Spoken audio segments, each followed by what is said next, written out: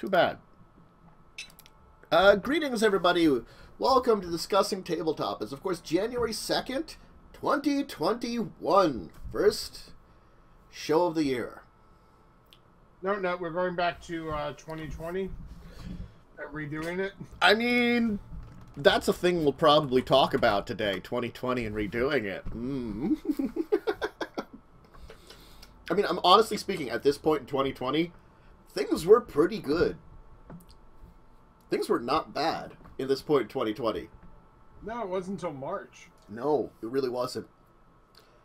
And even then, it was like later on in March. Like early March, there was like a little bit of like something, but it wasn't like early March. I would have compared it to like your swine flu and your bird flus. You know, Yeah. that was early March, and at just some point in time, it transferred over to the true horrible pandemic it was. But anyway. About mid-March. That's when we told to start working from home. It was like right after I went to PAX East. Which is something else that I could probably talk about a little bit here. That PAX East has been announced for middle of the year next year. Totally will go see if I can get some people to join me on that one this year. For Boston Adventures. So, middle of the year this year, you mean? That's what I mean. God. Oh my God. I keep forgetting that it's the 2nd of 2021. Give me a break to, like, you know, align my brain to it's this year and not like next. I checked it technically a few days ago when I saw that. I mean, I'm gonna guess we're gonna have a PAX Unplugged by the end of the year, but Hopefully, as long as the new strain of the coronavirus doesn't take hold. well, I think the new strain, from all signs, it's not far enough from the original one that the vaccine shouldn't work. Currently. It's just more, contagious. So, I mean, something could happen differently, but I think major mutations within a viral strain aren't that rapid that would cause that kind of thing. We could talk to Umber about this. He studied that for a little bit. I don't know if he finished his degree or not. But that's like me. I studied a bunch of stuff that I can talk about that I didn't finish my degree for. Anyway. It's probably going to be a new strain of the flu that we're going to have to just deal with every year. Again, they said that you might have to get more vaccines again. I mean, if we can, like, keep it contained, though, and then just, like, occasionally people get, like, vaccine boosters, it eventually will probably be under control, you know, generally speaking. Anyway. That'll be 2021 when we're talking about that, which is our last topic for the docket. First, we're going to talk about Kaldheim, the new Magic the Gathering set, just a little bit. This is our part 1 discussion, because some things have been revealed, and they're interesting things to talk about. Then we're going to talk about the Dark Crystal Adventure game, which is a Dark Crystal RPG. Thank you, River Horse. They do put out some interesting RPGs with the Labyrinth one, and now Dark Crystal. And then finally, of course, is our year in review. We're going to talk about, like, a little bit about a lot of things about the year. And tabletop. And us. And plans for next year. Etc., etc. Or this year. True. God. That's going to get me a lot before I finally get that one down. So, I guess we should start with Kaldheim. Because Kaldheim, when advertised, and I'm going to kind of like start with that kind of basis. When it was originally advertised, it's supposed to be like Viking Magic World. You know, that was the kind of like pitch that we kind of got to begin with. Now, you know, Vikings, Valkyries, the World Tree, you know, gods, things like that. Now, we have seen that their du jour planeswalker visiting the place is Kaya, which, again, like, Kaya, I don't know if she was that popular. I don't know. Maybe she is. I feel like, you know, a tour de force visiting planeswalker usually is like, you know, one of the standard ones they've used a lot. They haven't used her that much. You know, that's the kind of thing of like, I'm like, okay, I can see, like, I can pass it off a little bit here. You know, Zendikar had their people from Zendikar. You know, I can't remember the core's name, but also, my god, my brain has just farted out, like, all of intelligence. Nisa was there. Nisa and Nahiri. They're both N-words, that's why I'm forgetting them. And then, like, Eldraine had, Garuk, you know, that's your kind of standard, like, oh, what the fuck was happening with him? He was the kind of standard green dude for a while, before he was replaced by Nisa.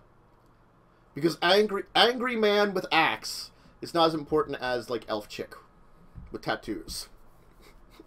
True. Angry dwarf with angry man with axe sounds more red. It does, but he was green because he's like, I'm master of beasts. Grr. Anyway, so yeah, so we're going to, like, a world that things like sagas make sense, Vikings, Valkyries, you know, the gods. These are things that you, like, you feel like, cool, these are things we expect, and we've seen them. They've got Vikings, they've got sagas, which have returned, which people like sagas. I thought they were very neat. They've got gods, which are returning in a very interesting way. You know, it's a little tribal that they've got, like, apparently their tribals are angels, giants, elves, dwarves, and shape changers. So that's kind of interesting in that phase. They've got their modal double face cards that they kind of introduced before.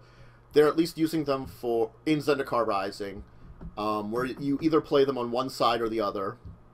The lands are interesting. Yeah.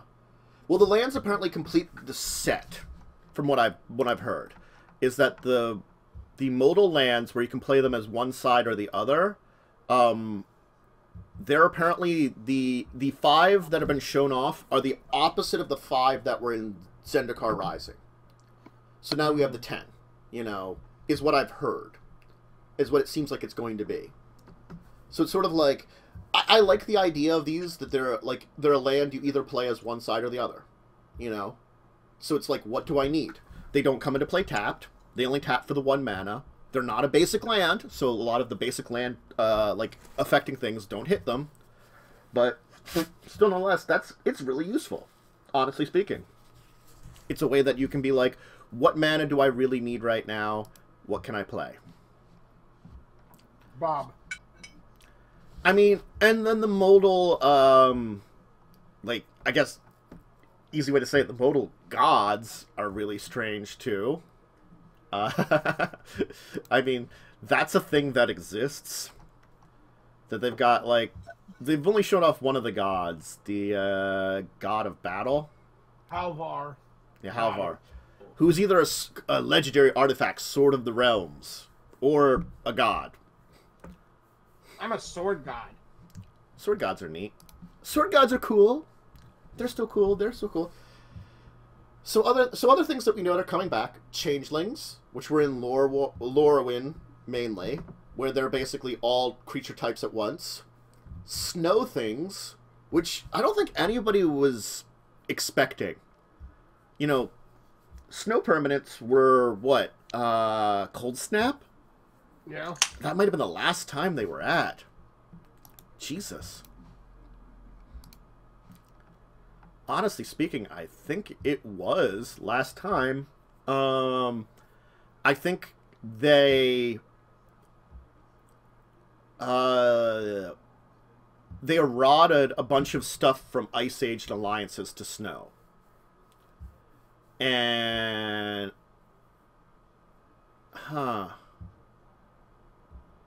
and then we really didn't see it until now. So, I mean, Vikings, Norway, kind of ish, cold. I can see snow. I'm looking at one of the cards, Gilded Assault Cart. It's a 5/1 vehicle with trample. And it's a crew of 2. And you can sacrifice 2 treasure cards to return it from the graveyard. Yeah. No, they definitely have some, like, honestly speaking, in an interesting card selection. They have a number of, like, it looks like watermarks, but we're not sure what those watermarks mean yet. The only one that's obvious is they've shown off that there's a single Phyrexian creature. And the problem with this one is, it's Vorinclex. Which, if anybody's aware, in the good old storyline, Vorinclex is one of the Praetors, which is basically one of the incarnations of a color of mana in the Phyrexian, in New Phyrexia. And I'm like, what the hell is he doing in Kaldheim, and what does this mean for their storyline? Are they going to go all Phyrexians evading the multiverse again? Damn it, I hate when you get Phyrexians in my multiverse. I know. Like the Phyrexian storyline is always an interesting one, because, like, if you think about it, honestly speaking, we haven't heard about anything about them since New Phyrexia. Like, the only other thing that's popped up is in one of the Commander's pre-constructeds that came out in a year, there was a Phyrexian commander that would have been from New Phyrexia. That's it. That's the only thing that we've had it hinted at that. And, like, a couple of, like, card text for reprints have given us a little bit of storyline of, like, hey, yeah, you know, the White Praetor, Elish Norn, has effectively taken over. You know, that's all we got. So there's a lot of, like, well, what's going on here? Of course, we got, like, yeah, Kaya. They've showed off a bunch of cards, a couple of, blah, blah, blah, blah, blah, blah, blah, blah, blah, English, sagas.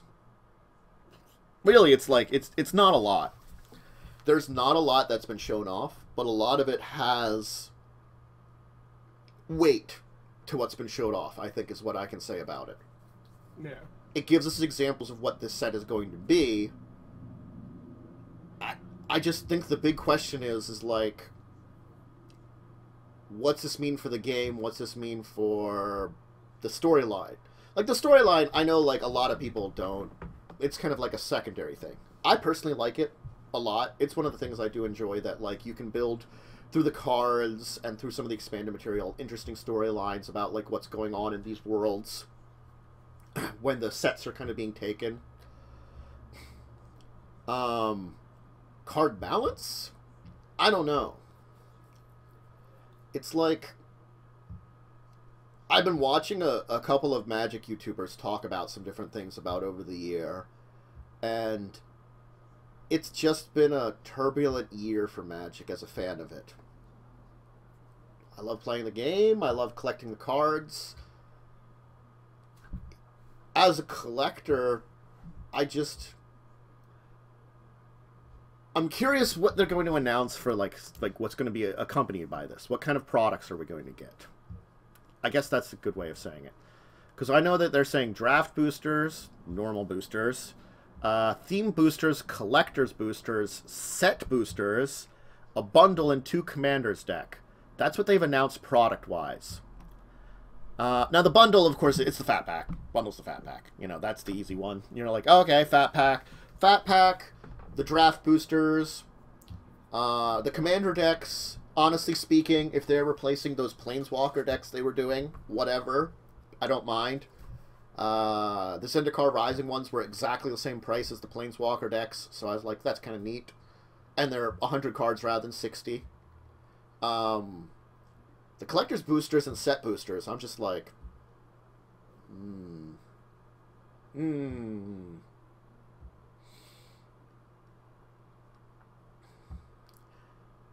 Chelsea, they've made some good choices and some not so good choices in recent history. Accurate. I have my complaints about a lot of stuff that we kind of heard them do, and they've done some good stuff here and there. And, like, it was, like, one of those things is I probably wouldn't have reflected on the good stuff unless I'd seen some people talk about it, you know? That's the thing, is, like, a couple of people mentioned a few things.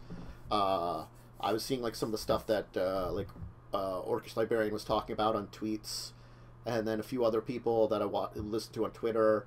I watched some of Tolarian Academy's stuff on the year-ends things, and a few others. And I got to be like, you know, turbulent year. This is the year we have Kaldheim with possible Phyrexians. We got the Wizard School coming up. We got the D&D set for the core set. I mean, got some D&D in my Magic. we've had some magic in our D&D already. Just getting some D&D in our magic, I don't mind. I'm really actually maybe kind of looking forward to that a little bit. I think as this is what we've seen so far, this is not a bad place to kind of leave off, unless you think that there's something else to add. But I think I kind of want to see where they go when the set actually comes out. Because that's not until the end of this month, kind of. I think that's when the pre-release is. The tabletop pre-release is January 29th. Yeah. So it's literal end of this month. And launch party will be the first week of February. So we'll know more in the future. But that's kind of like a part one of, like, why the hell are there, like, alien necromorphs slash xenomorphs slash, like, horrible Borg monsters in my freaking Viking set? Why not? That might be a reason why to say it. That's the thing is, that might be the excuse that they would use. They'd be like, well, why not? Why can't we have them there? I'm like, it's not like you can't have them there. It's just like, why did you include them? Because we felt them. That's magic. Doot, doot, doot, doot, doot. Because we can. Well, I think that's another thing that was brought up, is that, like, it felt as though this last year, it was a lot more bans in Standard than previous years, which it was, if you look at the numbers. And it's like, this tells you they're playtesting less. Playtest more. Figure out your shit. I don't care if you've got, like, your new phyrexians in here. Because, honestly, Vorniclex, he kind of looks neat. If I can read him here. He's a 6/6 trample. At any time you would put counters on anything. On a permanent player. Yeah. And anytime that your opponent would do it, they get half the amount rounded down. So he's like a counter-based. He's a counter-based doubling season for your stuff, and then like an anti-counter thing for your opponent's stuff. Yeah. So I mean that's really neat. I mean, again, like if I say like for a mythic, I don't feel like that's too bad because like doubling season's a mythic, that's an enchantment instead of a creature. That I think costs less. Because there's a lot more ways to get rid of creatures than enchantments, honestly speaking. And all it does is it also doubles the tokens. And this one, instead of doubling the tokens, it causes a problem for your opponent. So I think, like, comparing it to double season, it's not bad. And if you're doing a token deck, certainly. And he's looking a little, like, more monstery than normal. I would say it also depends on how much token creation, or, counter creation you have, counter creation is going to be. Mm-hmm. I don't know if we've seen a lot in, like, the cards they have. There's a couple of them. Like, one of the Angel Warriors has, I can see right here, has it, but... That makes, basically makes it, what depends on is he worth it, is there a lot of counter creation? Mm-hmm. The foretell mechanic, which is on the battle mimic, this is an interesting one. During your turn, you may take 2 and exile this card from your hand, face down. Cast it later this turn for its foretell cost. I think what that means is... I think I would want an errata on that, but I feel like you can cast it at the foretell cost as an instant speed, is what I'm thinking.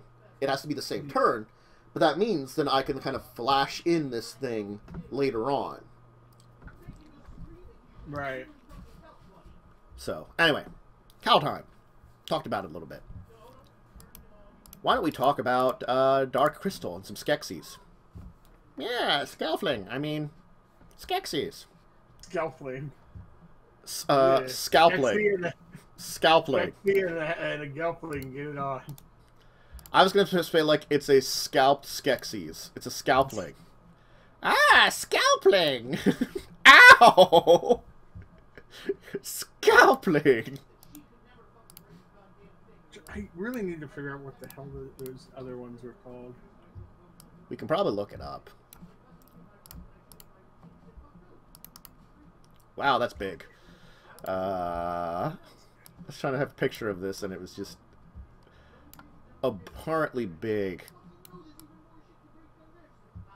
So, yeah. End of 2020, they kind of brought us out here. They'd given us the Labyrinth adventure game, which was basically a Labyrinth RPG, which are supposed to be easy-to-play RPGs, and this is the second in their line of easy-to-play RPGs. Which they are the Yoru. The Yoru and the Skeksis. Ah, yes. So the adventure game here, is based both on the original film or the Age of Resistance series, which has been on Netflix. Netflix, right? Yeah. And I think that's probably why, it's coming out, because, it's gotten a new popularity again. Mm-hmm. Well, the thing is, they already did Labyrinth, so I don't think it was a stretch to do this anyway without the series to be the popularity. No, but I'm just saying that probably also helped. I can see that. It's currently in, the media right now. Yeah. So it's a simple rules system, a GM toolkit, and a 100-scene adventure, which you can which the adventure is set in such a way that you can use their rule set, or you could use another rule set, honestly speaking, which is really neat. I like the way that they write their adventures like that. They're like, yeah, you could use our rule set, but, because we're just setting up, like, they're not giving you, like, stats and stuff for things. They're like, they can just, you can sort of improvise your own thing. I could technically use that scenario for, like, D&D. It'd be weird because, like, what? Would you have, like, Avens as the Skeksis or something? I don't know. How about Drow? Or Driders? Driders. Maybe Driders. And then have, like, Umberhulks as the Uru. Mm-hmm. The Driders and Umberhulks must merge together to create... I don't know what the fuck. Something there. Bugbears now. To answer the age-old question, where did they come from? So they get worse? Bugbears? Oh, you mean owlbears? Owlbears. I'm sorry, not bugbears. Mm-hmm. Owlbears. Mm-hmm. Because they're bugbears. I'm like, so they got worse? Well, as I said pre-show, though, I figured out what the Uru should have done. Mm-hmm. They should have just committed mass suicide, and it would have got rid of the Skeksis. That's all you needed to do. Don't mind me, I'm enjoying soup. No soup for you. Too bad. I am the soup Nazi.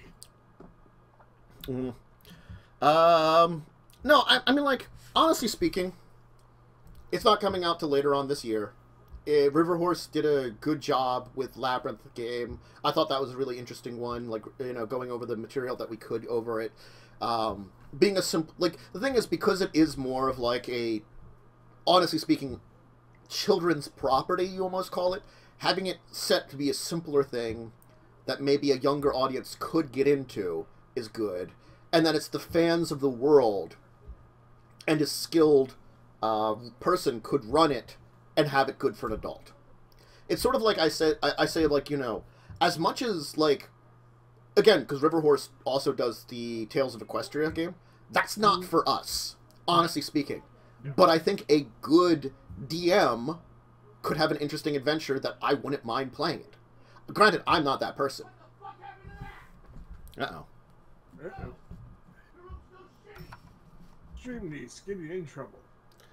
Yes, because I think she's supposed to be cleaning this week and hasn't been cleaning as much.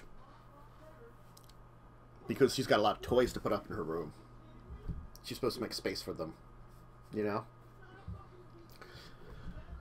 But, no. Yeah, so sort of like as I was saying, like, for the Tales of Equestria, like, if someone was going to run it and would be like, would do a really good job about it, again, I probably wouldn't mind playing it. It's not my thing to run. I'm not going to be a big fan of the source material. But again, like, I could play in any RPG. Things like, Crash Pandas is a good example of something that's just a little silly. Granted, like, I think the way that Tiv ran it was certainly more adult, but something like that where you're like a bunch of race car pandas, or, race car raccoons, you can have it really kiddish and childish, honestly speaking. It depends on how you run it, who you're running it with, and what the person's going to look at it for the subject material. And how, like, you're going to have to take the subject material behind where it goes. So, like, for this one, again, like, I think you can have some really good stories in it that, you know, any role player worth their salt, even using their simplified system, would probably have a good time with. So, I'm really glad to see that they're doing it. It was a neat one to see that they're working on. It is interesting. I'm trying to read these, like, tiny words. Oh, there, I got it. I zoomed it out. Extensive fold-out pages and transparent overlays. That's neat. High-quality fabric-bound hardback with 3 ribbons help you keep track of something. A silver 4-edge printing. Toolkit with the bestiary tables and tips for creating your own adventures. Handy double-sided rules reference book. Fully illustrated map of Thera. That's kind of neat. I like maps of places. You know, you never get in a lot of stuff. Yeah. Convenient storage pocket, blah, blah, blah. That's the rest. God, I can zoom in even more. I didn't know that. Uh-huh. Enhance. Zoom, enhance. Ah, the Stone Fist and the Tough Rooms.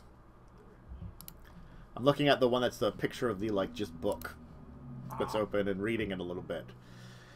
Anyway, so Dark Crystal, the adventure game, coming out sometime this year. Maybe we'll talk about it when it comes out. You never know. We'll see. Probably. So, that comes into really what's going to be, like, probably not a huge topic here, but something that we do want to hint on, and that's kind of like our year in tabletop, and our year in this year in general. It's been a hell of a year, honestly speaking. I think it's been both good and bad for tabletop. I think the good parts are, because everybody's inside, there has been a need for more tabletop stuff for spending with families. There's also been a more need for, like, online tabletop stuff. So honestly speaking, a lot of, like, online tabletop games have done very well. Stuff like Roll20 games have done very well and have expanded, you know, because of the nature of this. Things like our group moved to Roll20.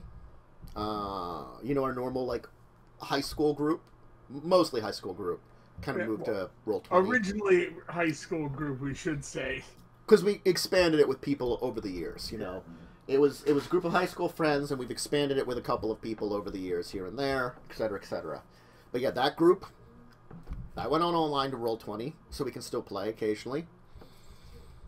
Yeah, and you can reach, and the nice part is you can reach out to people that aren't in the area anymore. Yeah, it's a good way to grab a couple extra people that you might not. Bad things, the lack of conventions, honestly speaking, and the conventions that people did felt, I don't know, I did not like a lot of the conventions that a lot of companies did. Some of them I think were fine. I think the thing is, though, you have to give them a little slack, because it's not like something that has been really done a lot before. That's true. They were working in the dark on it, and they're like, we still want to do something to promote our stuff, so here. Mm-hmm. And some of it was, yes, hit or miss, but at least the attempt was there to, you know, kind of keep the community alive with them. Yeah. Which is good. Like, online conventions, I think were okay, a mixed bag, I feel like. Some were good, some were bad. And they do a decent job of doing something, at least, in place of a convention, but they're not recreating it. Especially the tabletop conventions. I don't think you could do it at all as well. There's just, unless you teamed up with, like, Roll20 or something. Well, I mean, then if you're doing RPGs, definitely that works. But, like, I mean, there's... not Roll20, tabletop. Mm-hmm. Like, if you team up with them and they do like short, like, sample events and stuff, that you could do stuff in there to play with people and just make it, oh, I know, after the event's done, you can no longer access this game. There's definitely some of the stuff like that. But again, like, not everybody could do that, and that's the problem. Yeah. You know, there was a lot of, like... If that would have been more of a thing, then those events would have worked out more, especially with tabletop games. Again, I feel like if we're talking like PAX Unplugged, PAX Unplugged is one of those ones that, like, it's got your big names and it's got your small name companies, and, like, even so, that kind of event, it just wouldn't be great for small name companies. Oh, no. It would be a lot more work on them that they probably don't have the manpower to do. Oh, bam. Bam. Bam! There we go. Yeah, so, like, the world of tabletop, definitely, we've had a lot of ups and downs. We've got some good products out. I think the D&D books that came out this year were pretty good. Pathfinder 2nd Edition's really come into its own. Honestly speaking, as I've kind of, I don't know if I've talked about it necessarily on this show, but I've talked about it with people. Pathfinder 2nd Edition, I like huge portions of it. I dislike certain portions of it. Personally, I still kind of lean towards 1st Edition Pathfinder, though, honestly speaking, comparing 1st Edition Pathfinder and playing that after playing a lot of 5th Edition, I can tell the flaws with that one. So it's sort of like, none of the systems are perfect. Well, no system's ever 100% perfect. Mm-hmm. But, like, Pathfinder 2nd Edition's character creator, I love that. I love its character creation, very honestly. Yeah. I think it's really neat. It's robust.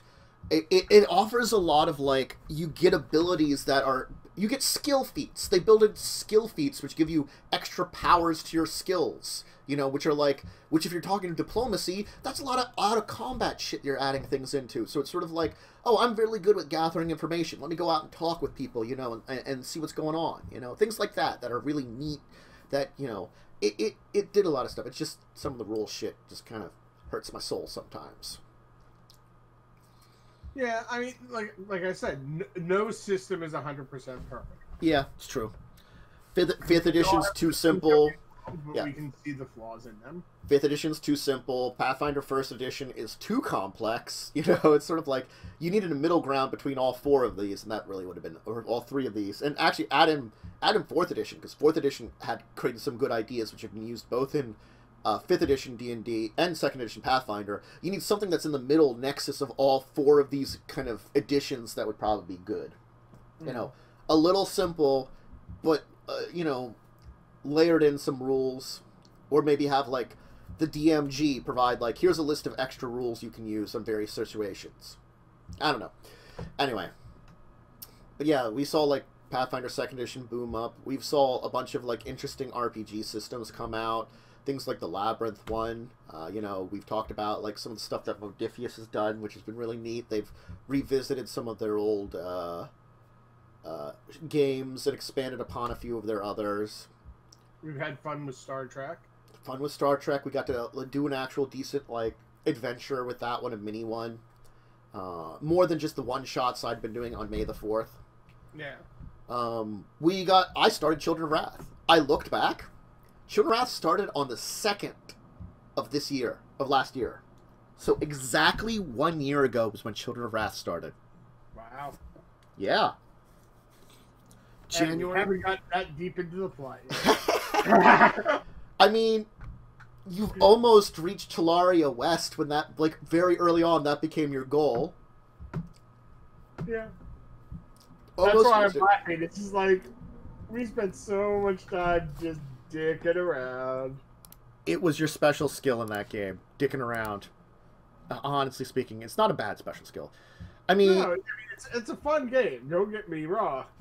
And we've done pretty good. Out of, oh wow, we only missed 8 episodes. Because last week was 44. So out of 52 weeks, 44 episodes. Not bad considering, you know, a couple of them were holidays, I think. Mm-hmm. Then a few times that we missed a couple of people couldn't join or something, and, like, I think there was a week off for me being on vacation because you certainly can't play it without me, you know.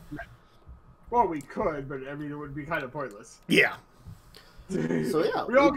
Hey, DM, by the way, this is what we did, and we gained 10 levels.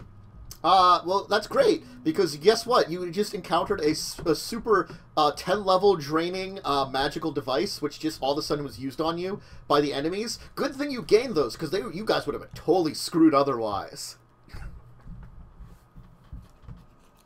No, we got powers to negate level negation.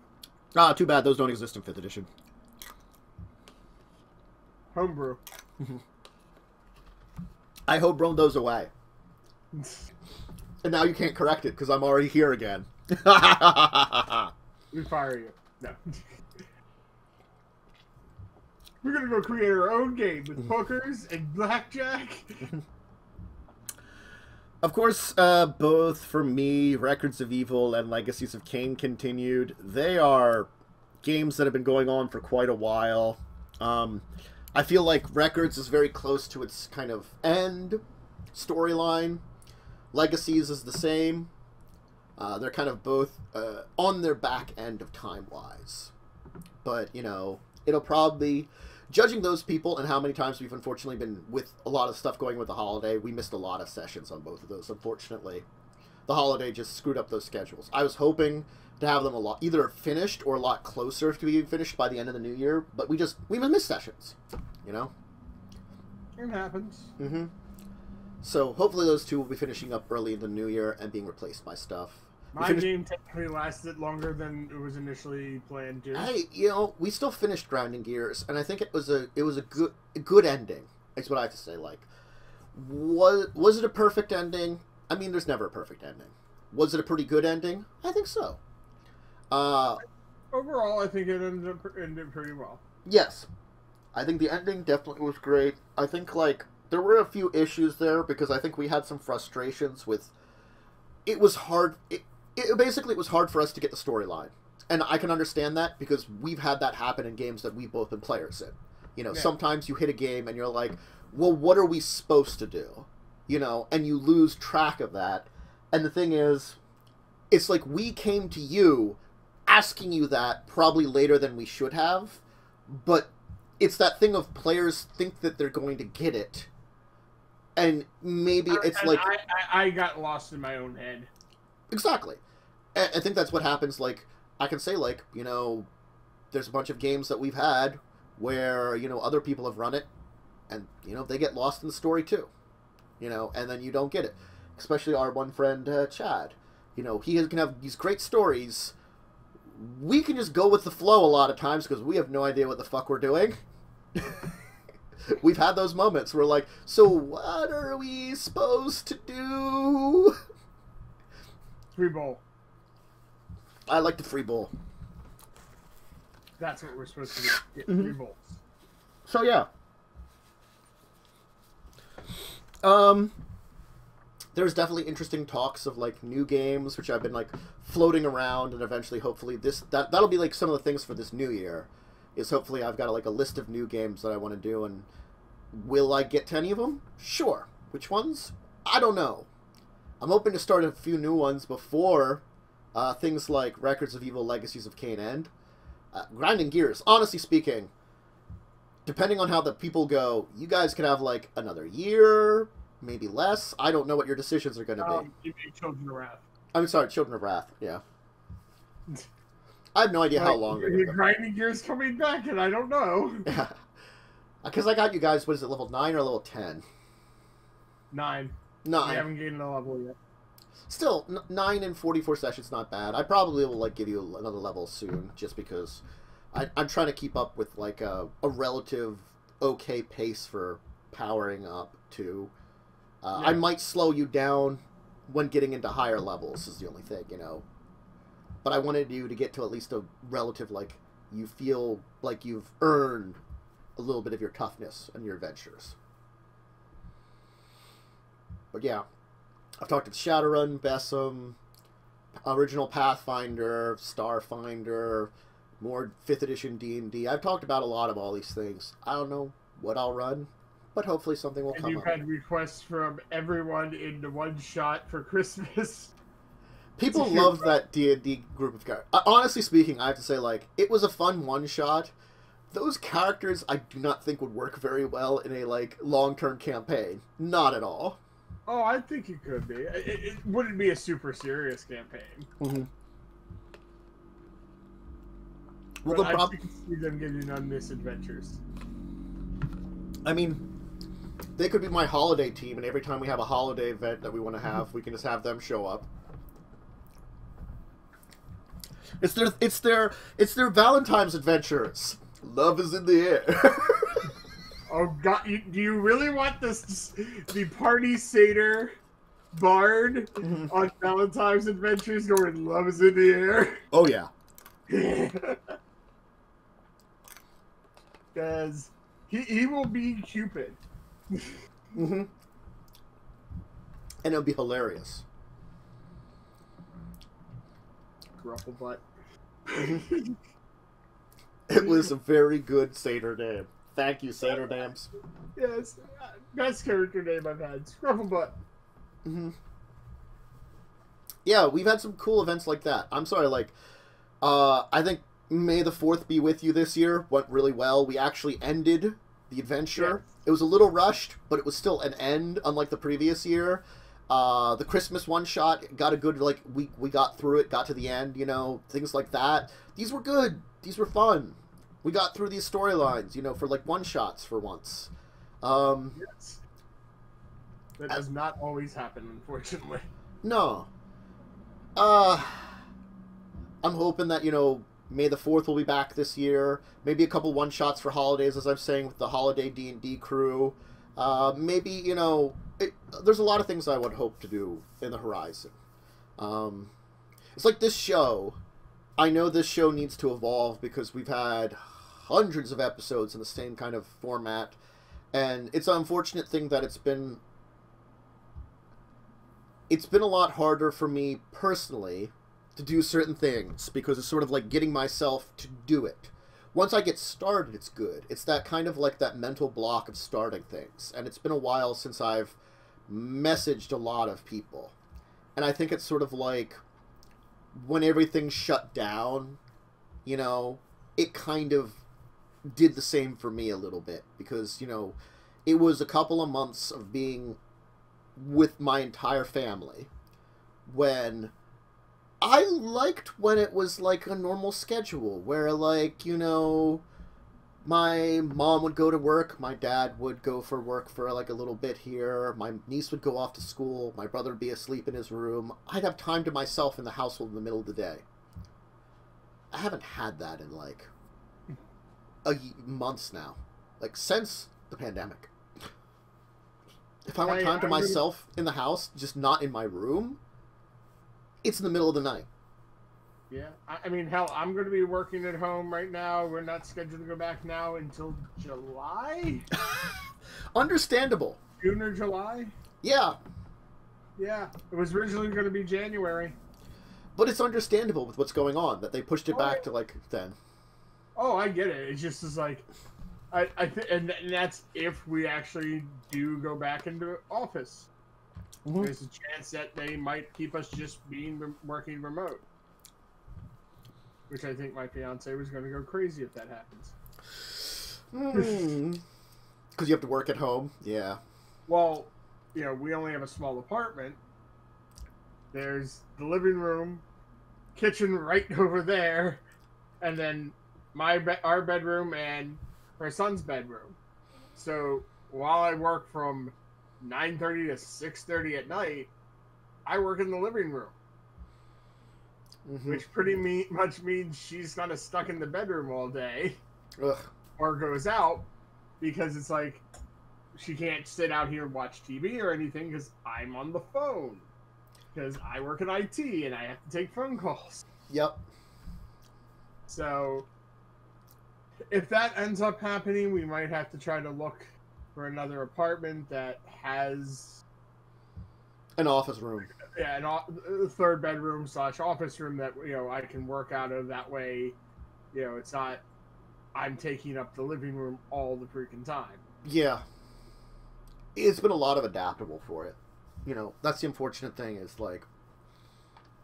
a lot of what's been going on is just adaptable and trying to live with it. Having my niece home all the time. It's from before kindergarten. And, back in those days, you could plop her down in front of the TV and she'd be distracted for hours, and it's not as much anymore, or something like that. Now she, is more interactive and wants to do stuff. Yeah. So it's sort of like we've passed that kindergarten age, and now we're just dealing with, you know, hey, wouldn't it be nice if she was, you know, just off? But it might be an entire year of homeschooling for her now. I don't know. I don't know, because things haven't gotten necessarily better. I know with our school district that once we get married, my stepson is in. They are, at least with the high school students, talking about in January the option for some of them to go back and some of them to stay remote learning. Mm-hmm. So we shall see if that happens, or if they end up going, no, you know what, we're just going to keep remote. Or it's been such a crazy year, I think, with everything that's happened. There's been so much that's gone on. And I think it's been an emotional toll on a lot of us. And I've been glad that we've had our games here to help us with it. And that's one of those things that I kind of would suggest to you. Tabletop's a great way of connecting in with people and, you know, spending time. Even online, you know. Like, it's not the same as if I'm meeting people physically, but I still always enjoy having nice conversations with people or doing games with people and actually chatting with them. Like, using Discord to connect with people has been great. I enjoy spending time with, like, Umbra, Lightning, Worm, you, Blades, our friends, you know, from old Indian stuff, Momo nowadays, you know, when a lot of other people, like Lindsay joins us occasionally, Lee joins us for something, Jess, you know, the list goes on of the people that I've had a good time connecting with, you know, over this year that have helped out for me personally a lot. And I think as much as I've been kind of like probably on the more depressed side, I think it has kept me from falling into a full-grown depression and more just being kind of like under the weather kind of, or like on the negative side. You know, I think just the connections with people have kept me on that like slightly better level. You know, because again, like, I can get stuff done. It's just that I've always had an issue getting something started. It's been a little worse this year, you know, to take that step to get stuff started. That's always been an issue with me. Once I can get myself going, I got the momentum in my brain. It's just getting that first step has always been difficult. We have to poke you with a spoon. Sometimes getting you guys to help me poke with a spoon has been helpful. I mean, like, Lightning keeps poking me with a spoon about, like, you know, Pathfinder stream game, you know, because him, Momo, and Umber would probably be really great for a Pathfinder stream game. I like the three of them, and they're very good at, like, knowing Pathfinder. I don't know who I would add to that one. I don't know when I'd play it, but, you know, I think that's, like, the kind of core team I have for that. But I would say if we did not have all our online stuff, I would have gone insane this year. You can't meet with people. Yeah, it's the problem, you know? And especially, you know, with me now, you know, moving further away from everyone. Mm-hmm. And with the pandemic, it's like I can't even try to meet new people in the area that are gamers and stuff because you can't meet anyone. Nope. So it's just like...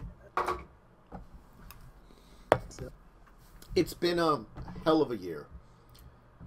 Goods and bads in tabletop. Magic has been a mixed bag.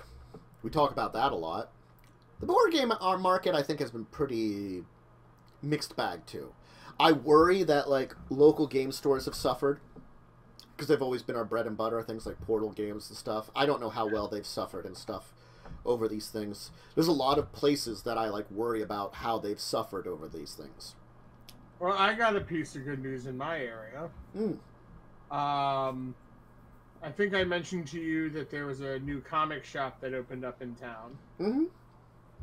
They are now selling Magic cards. Oh, they cool. made the announcement last week, so I don't know what their prices look like or anything, but... Well, hopefully it'll be the standard price, but because the MSRP doesn't exist anymore, we never know. Right. I don't know if they're going to do individuals and stuff like that. Is it? Or if they're just going to do packs and stuff. Is MSRP? I might be listing a letter there. No, MSRP is right. Yeah. Okay. Manufacturer's check to retail price. Yeah, that's it. Yeah. Yeah, the MSRP hasn't existed on Magic for like a year, so who knows what the hell they charge for it nowadays. You know, it's just, it's not great. Why is there not an MSRP? Than it was at the Q-Mart with that one store. Why is there not an MSRP? I don't understand that. Why don't you suggest a retail price for your products? Why, Wizards? It's so stupid. Are you just lazy? I don't. That's another complaint, but that's another. No major complaints on Steve Jackson games over the course of this year. Honestly speaking, that's good on them. No, but not a lot of news surrounding them either. No, they put out a few good products, a few meh products, but it's one of those things is, looking back, because like I know that we had a lot of, like, especially 2019, I think we had a lot of times busting balls on Steve Jackson games, which we have to say, we bust their balls because we love them. Munchkin is a really great game, and it's very fun to play when we have a chance to play it. Oh yeah, it's just we call bullshit when they pull shenanigans sometimes. The Munchkin CCG. Oh god, that was. I know it's dead. I don't even know when it died. It just mysteriously died. I remember that discussion because I think that was last year at PAX Unplugged, or sorry, 2 years ago. Well, we didn't have a last year because we're 2 days into this year. Well, it was 2019. It wasn't 2019. It was 2018 that we tested it. That we tested it. Yeah. In 2019, I remember talking to someone on the train ride that they were talking about it being dead. Yeah, and they weren't. At the booth, they didn't have anything at it. Yeah, no, it died quickly and utterly because the CCG market is not great and it's hard to bust into. Well, it wasn't just that, but it wasn't, unfortunately, well designed. No, there were some issues, I think. It was very unbalanced. Yeah, like those early decks, we could notice they were unbalanced, and also, like, it took a little bit to get the rules, because, like, again, I feel it's like people who complain about Shadowrun and their systems being a lot complex, and I have to be honest, they are complex.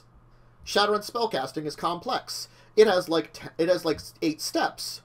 When you actually play it, you really only do 3, but you have to know what those 8 steps are, because you kind of have to know what they are to ignore them. It's the same way for this game. There was like 12 phases to a turn. Even though you could ignore some of them, you had to know what they are. Magic has like untap, upkeep, draw, main phase, combat, main phase, discard. That's 8. And 2 of them are main phases. Yeah, and you don't really sit there going, okay, it's my main phase. No. You just like, you untap your stuff, you draw a card. If something has you trigger during the upkeep, you have it. If not, you ignore that. You go into playing your turn. At some point, you have a combat if you want to, and then you finish up some more card casting, and then you just end your turn. It's it's very simple, and they had way too many steps in there. In practice, it's simple. In practice, it's simple. That one, in practice, it could have been simple, but there were just too many steps. And yeah, I mean, like, I feel like as I said, the CCG market's hard to break into nowadays because you have like the big ones. I gotta say right now, the 2 big ones are freaking Pokemon and Magic. Honestly speaking, can you compete with those 2? Probably not. The Pokemon CCG, it's one of those things that I've technically ignored a lot just because like I always dismissed it a lot. But really, it's something to like talk about how like prevalent it actually is. And how big it actually is, like, you know. You don't realize that, though, because... Unless you play it, you don't really think about it. I don't think about it because you don't, like, even, like, at, like, Portal, you'd see it there. It was there. I just didn't register it because, you know, Magic tends to take up a lot of game store face space. Yeah. But sort of like Magic, then Pokemon. And then maybe... Yu-Gi-Oh! Is sort of there a little bit occasionally. I don't know how much it is nowadays. I think it is, kind of, but again, that's another one that like is even lower on the list of hearing stuff about it. But after that, CCGs are just like, they might exist. Probably not. I mean, you have weird ones like Netrunner. Well, that's kind of CCG-ish, but not quite. Well, I think the semi-collectible card games are a little better because it's sort of like it's you just have to buy X packs and you're fine, you know, like X boxes, and you got it all. So it's like, it is collectible. Each one of these has their standard, this is what's in it. But, like, you know, they're like, you know, it might be like in Netrunner, it's like, for example, it's like, I buy an extra deck of cards, you know. I got a new corporation.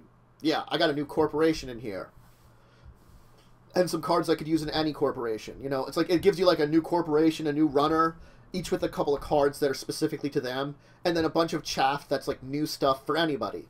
But usually the chaff like works with this Netrunner and this, you know, corporation. They're like specifically to their abilities. Granted, you could throw them in other places and they might work with them still, but yeah. But, you know, it's an interesting idea that works pretty well, and I think works a little better for some of these games because it's semi-collectible. Yeah. I don't know. It like, kind of taking that step back and talking about how the year has been a little more. It's like it's been the end of a lot of tournaments. I feel like, you know, Magic Arena has fallen by the wayside a lot because, again, like, Magic Arena's not bad, but it's a grind fest. Honestly, if you're not going to spend money on it. Yeah, but in defense of that, I will say at least you have the grind on. That you don't have to pay. Yeah. No, I'll give you that. It's a little fairer than Magic Online, where it was you had to pay for everything, and it's just like, ugh. If I play in real life and I play online, I have to rebuy cards. And the problem is online, it was always so expensive. You know, I felt like because it's not real cards, it should have been cheaper. It never was. Oh, yeah. But that's the thing. That's why it's like, at least with Arena, you have that grind option. But still, it's like, okay, yes, I have to grind, but at least then I can get the stuff for free. I feel like people are still doing it, but I've seen a lot less of people doing it. You know, I feel like people have been taking a step back and, like, you know, granted, I think that's like the main tournaments and stuff you could have is on Magic Online, but, like, that means that, like, what? You haven't had tournaments, you haven't had events at stores, you haven't had any kind of events or stuff, too. Like, you know, frickin' D&D for so many years have had, like, big events at, like, at one point in the year where they brought a lot of people together, and they kinda had it this year. It was just lackluster, though, you know? Yeah. Because in those previous years, they brought a bunch of people to, like, a studio and, like, would have them record their episodes on their stuff, you know? Friend of me, you know, Scott Delrick, he did that, you know? That was awesome that he did that, you know? Him, Will, Mallory, or Doxy, if you know where it's at, you know? They all went and did that, you know? These are good people that, like, you know, I like hanging out. I would have loved to go on with them, but, you know, it was like... I think Scott brought a lot of his people that are actual, like, you know, players he normally has, you know? Which that's one of those things is I always want to... you know, he's got a busy schedule of players, you know? So I don't even bother asking him, you know? But, no. I mean... It's been a lot of interesting stuff, a lot of loss of stuff, and I gotta say, like, I'm looking forward to PAX East. Even if it's not gonna have a... PAX East, I have to be honest, it's not gonna have a great tabletop section. It's probably equivalent, or maybe a little smaller than what was on PAX South, but it'll be tabletop. It'll be a convention. It'll be some kind of event. It'll be going somewhere. It's gonna be Boston. It's gonna be in summer in Boston. You know how nice that's going to be in Boston? Oh my god. You can, like, walk around. We can actually travel to places. You know, I can, like, try to, like, be like, I'm gonna go walk, like, a couple blocks over and get some food somewhere, you know, instead of, like, hanging around the place. Hey, we'll be able to, you'd also be able to see someone there. There's a list of people I would love to see in that area. Just now, Josh there, Scott. So I mean, it was on Funny One. It's like, you'd actually get to see him. Josh is there. Scott's there. The only person that moved was the Orcish Librarian. Now he's in DC, I think. I got to talk to him again. I haven't messaged a lot of people. I don't do as much Twitter messaging as I should. Or Discord messaging sometimes. I forget to do that. To keep communications with people. Maybe arranging for, like, a get-together at PAX East or something, if I can throw out that to people. That would be really nice.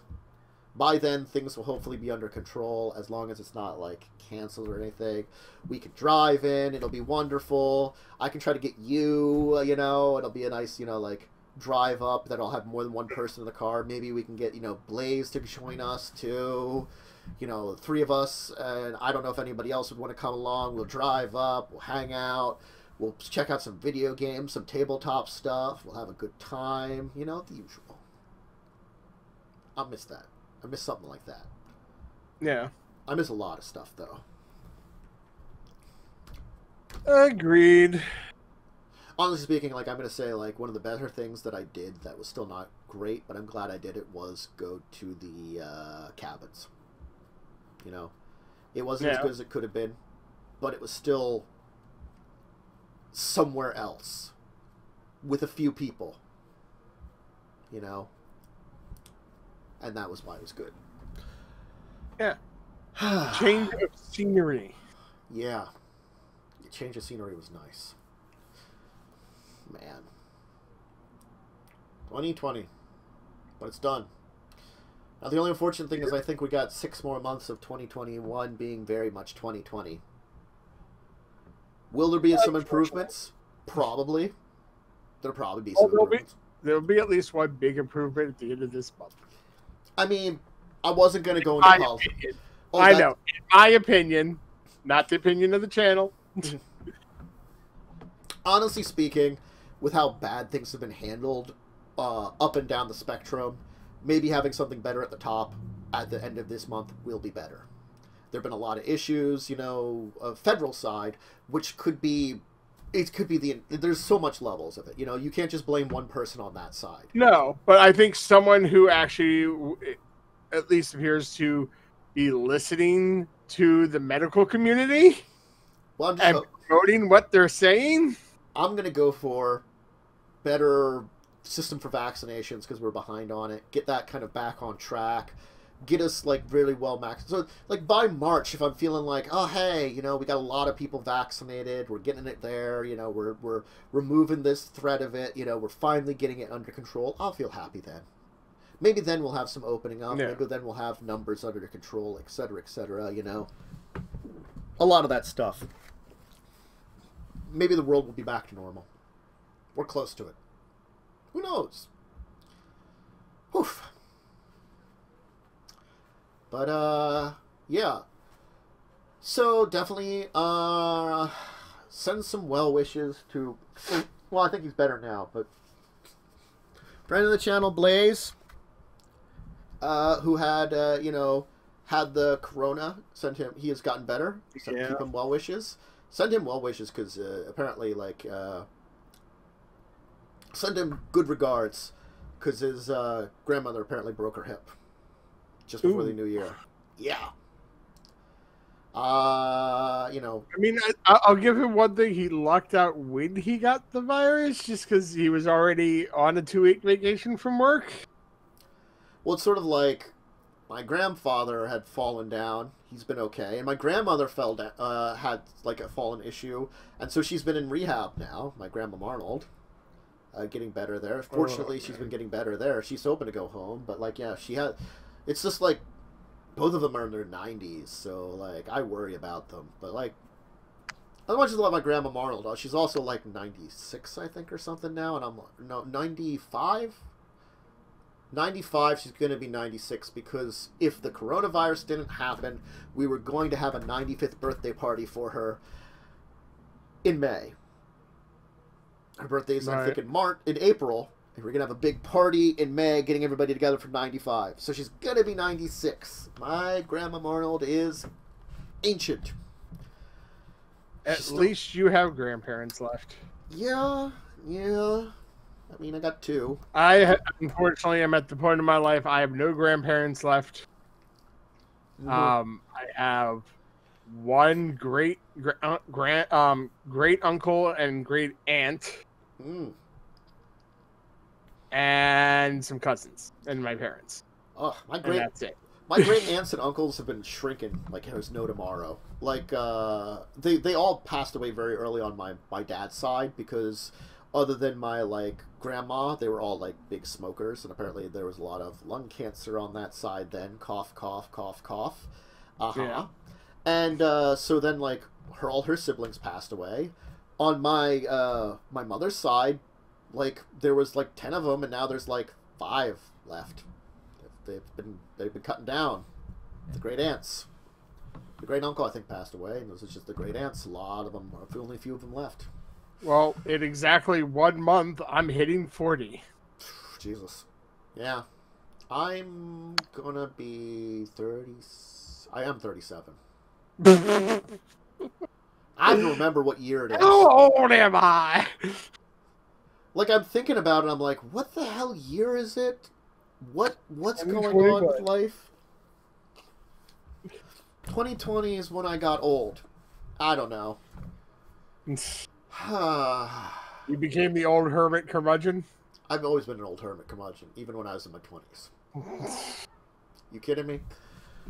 Anyway. You weren't as much of a hermit. Grumble, grumble. Back in my day, grumble, grumble. But you did try to use a curmudgeon as a weapon. Probably. There was the one game, it was a cudgel, and she's like, I pick up the curmudgeon. I remember that. It was a good time. It's like, wait. What? Get off me! Let me go, Sonny! No, you're a good weapon. Man, good times. But, yeah, anyway. Hey. Let's do our regular segments. I think, I was just going to suggest that, too. I haven't looked at any Kickstarters. Cause, I have no Kickstarters. Like, honestly speaking, There's probably nothing right now because... I didn't notice any new ones when I was going through my research. Honestly speaking. Like, these last 2 weeks, like, last week...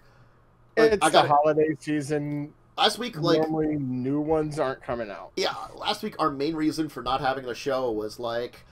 It was sort of like... It was not, like a great day for either of us, and I was like, I could scrape together something, but there's just, like, jack diddly coming out. This week, hey, guess what? 2 of these topics, Kaldheim and Dark Crystal, were topics I had from last week. I could have done the year in review last week, but, you know, I didn't want to skip 2 weeks, so I'm like, we'll do it this week. We'll do it this week because, yeah. Our week in tabletop? What? So, for a hell of it, I went on Kickstarter. Mm-hmm. And one of the first 3 games is that banana loaded. Crazy Weapons family friendly game. Okay. I'm just like, wait, what? What's that banana loaded? We're on to you. I don't know why. And it's a British game. Sounds about right. British people. There's one backer. Maybe there'll be more. 29 days to go. Maybe there'll be more. Yeah. Our weeks in tabletop, since we missed 2 weeks here, I did have an episode of Records of Evil. One of them in there. They went to OS, which is basically Fantasy Australia. So I had to make it as extra, like, deadly Australian. So there's things like giant wombats, giant, like, kangaroos, flesh-eating kangaroos, massive lizards, 2-headed giant tortoises, rocks, you know, everything's slightly poisonous. And we invented the Dire Platypus. So it's a horse-sized platypus with a set of horns, 6 legs, breathes fire, can shoot electricity from its horns, because remember they have the electric sense, and also has like a sticky spittle that it uses to create nests, a la like an insect. Also, it's inside of its bill is filled with like tiny little teeth on the top and bottom of its bill. So it's like that like rows of like, you know, that like spiky insides to like bite things. The Dire Platypus. It was the best thing we invented, and it kept getting better. And apparently, one of our characters wants one. She wants it as a pet. She wants to just like she wants them to like when they're on their way back to pick one up. So it's like because they decided to take like an overland renting a car route, just because giant rocks and stuff are pretty dangerous to fly. Just saying. So she wants to just like do on top of their vehicle, just like sitting there going ah as they take it home. No. Yeah, but no, fun in Oz. It's been fun, kind of like creating like a weird fantasy like Uber Australia. It's like it's Australia but worse. In Australia, everything's poisonous. Nope, everything's poisonous and giant now, and also probably flesh eating. It's giantly poisonous. Yeah, that's Oz for you. And I had at least one episode of Legacies of King where I finally got them out of Venezuela and got them into Mexico. It took me so long to finally get them there, and I'm glad I did, and god damn it. We had like 3 episodes in Venezuela, what should have been 1. Let me put it that way. How many times has that happened with Wrath? Does this happen because, like, you're looking for a supernatural creature, there's a hint that it might be somewhere around a research center, so late at night, they, was it the doorknob ditch? Or the doorbell ditch, the research center. Doorbell ditch. Which doesn't work. So then they decide to write in blood the names of the supernatural beings out front. So that gets the people thinking that it's like eco-terrorists. So they have to call the cops in. And so then they show up and it's like, we're tourists that were wandering around. We heard some strange noises. And they're like, did you see any eco-terrorists? And you're like, no. That were just here, totally. So then they have to, like, yeah. It's like, at that point, you should have just broke in. Oh, yes! Or come up and knocked at the door and didn't hide. And, like, knocked the person out. Because the thing is, you don't know who was, like, supernatural or if it was just, like, an actual research center the entire time. No one knew that. You never bothered finding it out. There were some weird issues. It was funny. It was great. Weird issues. I did at least have a couple sessions of my first edition Pathfinder game doing Carrion Crown.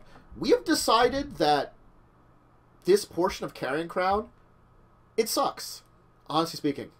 The Schloss Karamak dungeon crawl sucks. Do you remember that at all? It's the building that has bridges going between it over a waterfall, where it's really tiny rooms with enemies inside of them. With things like flesh golems, and there's the room with the mummy and the mimic. Yeah. Tiny rooms, because we're using the maps. That's what I did. I set up the maps when they're appropriately sized. And we're like, God, these maps are small. They're way too small for what they have in these places. It's a lot of, like, surprise there's shit going on. And it's fucking golems, which are just... When you're fighting a golem, you know what it is? Sword, punch, sword, punch.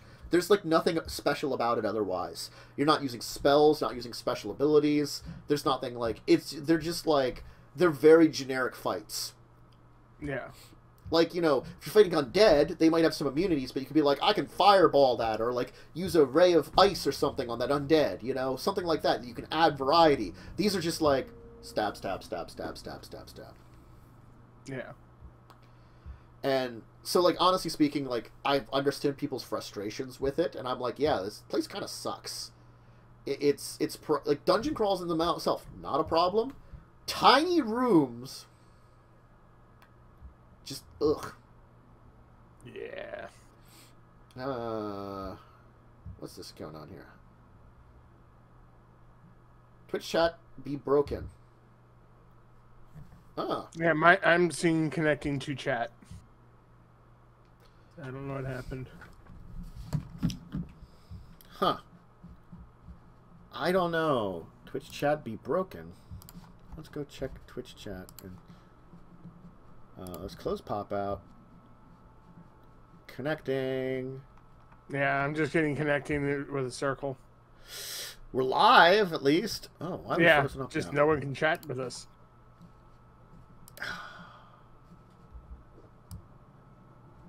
Twitch? Sorry, people.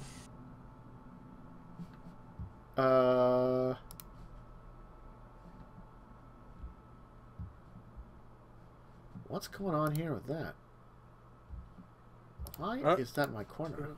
What's going on here with Twitch? I don't know. I can see everything. Am I moving around on stream or something too? You're moving. Huh. Weird. And I can hear you. I unmuted for a second, so the chat's just not working. I can't access my channel though too. So sorry, unless you got a time machine, the content is unavailable for me. Since you're on it, it might be working. There might be issues. Yeah. We froze for a second and then it... Yeah. I don't know. I don't know. Some kind of issue with Twitch, I'm guessing. That's all I'm guessing, is there's probably some kind of weird Twitch issue. Yeah. Oh boy. Yeah. Lightning's saying it's borked. Great. Well, it's fine. The show will be enough to be done, and we're close to being done. We had records of... Well, we'll start with... We had the night before Christmas, which was like a holiday sort of themed adventure. I didn't go full holiday themed with that. I went like mostly holiday themed. The idea of it that I did was that we would have like a season's midwinter adventure rather than like, you know, like there's a Krampus or there's a Santa Claus or something. I'll save that for another year. I'll probably try to do more night before Christmases. That'll be fun to do. And then yeah. So that was fun, yeah. Oh, that was a lot of fun. Yeah, you guys rolled well. That was a very good thing for you. Rolling well. Oh, yeah. We rolled extremely well. Especially against the demon. Yeah.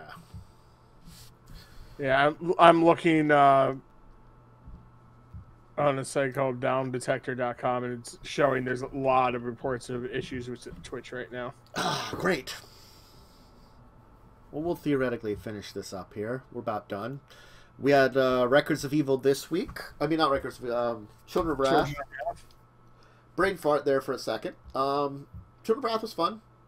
You guys dealt with the Benalia Council, where you were like, oh my god, there's this entire thing that we're going to have to do. And I love how I just had, like, Nim come up and be like...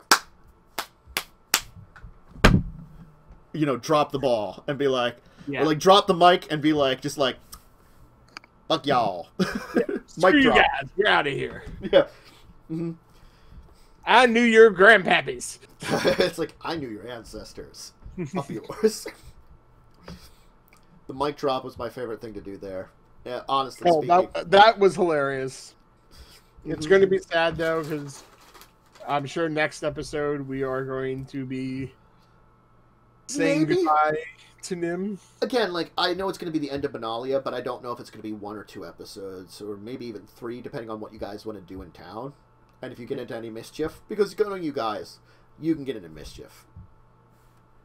But yeah, by the time you're done Benalia, you'll be parting ways, and it'll be kind of like moving on from hanging out with that elf dude. He's been a fun character to have, and I'm glad I kind of evolved him the way that I did over the ages. And I don't think it'll be the last you'll see of him overall in the storyline. Probably it'll be the last for a bit, you know. Yeah. You kind of have your chances to go your own ways and deal with your own stuff for a bit. And have people probably chasing our asses. I don't know what you're talking about. Shadowy figures and such. Shadowy figures? That's not a thing. Shadowy fingers. Yeah. But yeah, that was our week in tabletop, and I think that kind of leads us toward the end of our regular segments. Yeah. I mean, There's the usual spiel I do, is if you've got questions. Unfortunately, you can't answer, put them out now in Twitch chat, because Twitch chat's broken. So if you've got a question right now... Apparently, web, chat, and purchases there's issues with. Video broadcasting and video watching are operational. Great! So if I can get to the channel of the person and they are streaming, it's fine. Then... Yes. I still have to get to that channel. Yes. And if web browsing has got a problem, I still have to get to that channel. Yes. Anyway. They are working on a fix. I'm sure. It's Twitch. Of course they're going to be working on a fix. If an issue comes up. What was I going to say? Yeah. So I guess if you can't message us now, I'd say throw it into Discord. That's the best way. My Discord.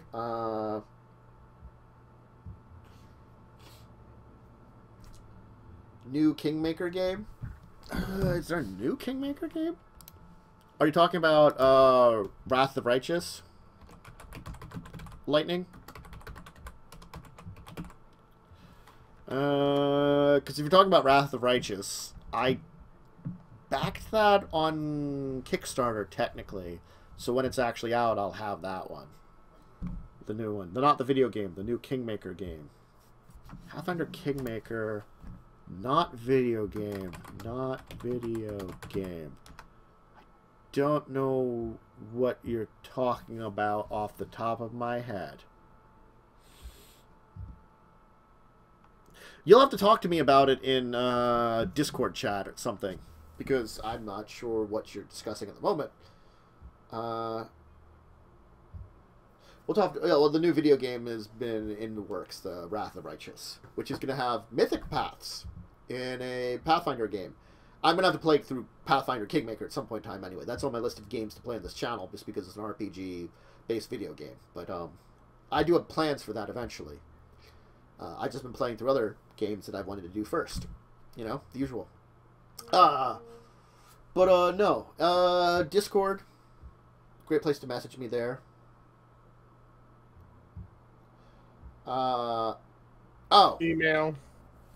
Email, discussingtabletop@yahoo.com, on Twitter, at Dracovin for me. You can either at me or message me directly. My message should be open. Joe is at JWSecret81, same for him.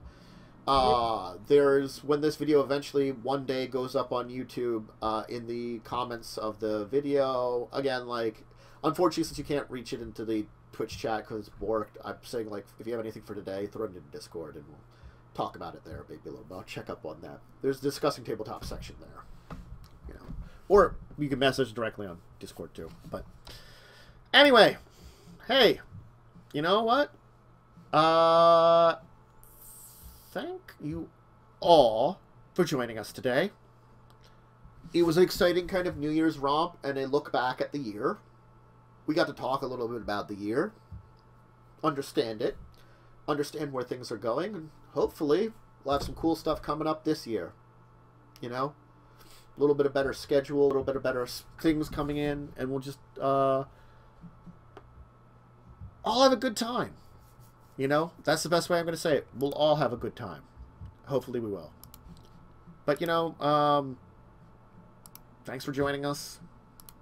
Hopefully your New Year is going well. And if not, hopefully it'll go better as things go on. But regardless, until then, we're going to head off. And I might stream later. Maybe, maybe not. I'll find out. Either way, farewell, everybody. Goodbye.